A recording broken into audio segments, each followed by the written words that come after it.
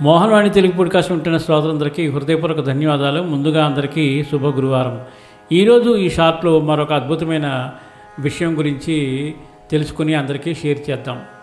నిర్వికల్ప సమాధి అంటే ఏమిటి? నిర్వికల్ప సమాధి అనేది యోగా ధ్యాన మార్గాల్లో అత్యున్నత స్థితిగా భావిస్తారు. వికల్పం అంటే మనసులో కలిగే భావాలు, సందేహాలు, ద్వంద్వాలు, ఆలోచనలు. నిర్వికల్పం అంటే ఇవన్నీ పూర్తిగా లేని స్థితి.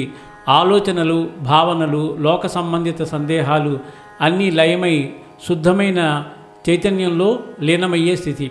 అంటే మనసులో ఏ విధమైన భేదభావాలు, ఆలోచనలు లేకుండా శుద్ధమైన ఆత్మస్వరూపాన్ని అనుభవించే పరమస్థితి ఇది. ఈ స్థితిని సాధించిన యోగి లేదా సాధకుడు శరీరాన్ని, మనసును, ఇంద్రియాలను అధిగమించి బ్రహ్మంతో ఏకమవుతాడు.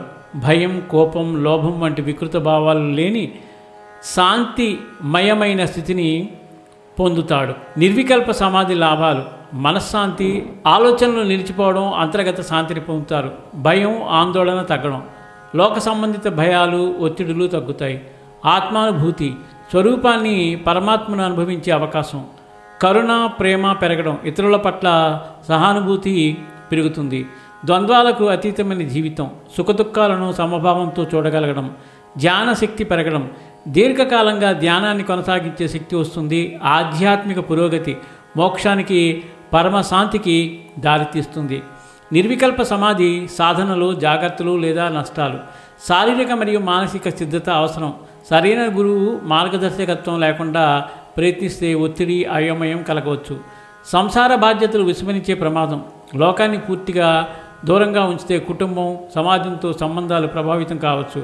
అహంకారం వచ్చే అవకాశం. నేనే గొప్ప సాధకుడిని అనే భావన పెరిగితే ఆధ్యాత్మిక మార్గం తప్పిపోతుంది. భావోద్వేగాలను అణిచివేయడం. సహజంగా వచ్చే భావాలను అణిచిపెడితే మానసిక ఒత్తిడికి దారితీయవచ్చు. అసంబద్ధమైన అనుభూతుల భ్రమ. తప్పుడు అనుభూతులను ఆధ్యాత్మికతగా భావించే అవకాశం ఉంది. నిర్వికల్ప సమాధి అంటే మనసులోని అన్ని ఆలోచనలు, ద్వంద్వాలు పూర్తిగా లయమై శుద్ధ చైతన్యంగా మారే పరమస్థితి. ఇది మనశ్శాంతి, ఆత్మానుభూతిని అందించిన సరైన మార్గదర్శకత్వం లేకుండా ప్రయత్నిస్తే మానసికంగా, శారీరకంగా సమస్యలు తలెత్తే అవకాశం ఉంది. అందువల్ల ఇది బాధ్యతతో, గురువు ఉపదేశంతో సాధించాల్సిన సాధన. ఇది మనకి సన్మార్గంలో ప్రయాణించడానికి ఇది ఎంతగానో ఉపయోగపడుతుంది. సర్వేజన సుఖినో భవంతు, లోకా సమస్త సుఖినో భవంతు. ధన్యవాదాలు. స్వస్తి.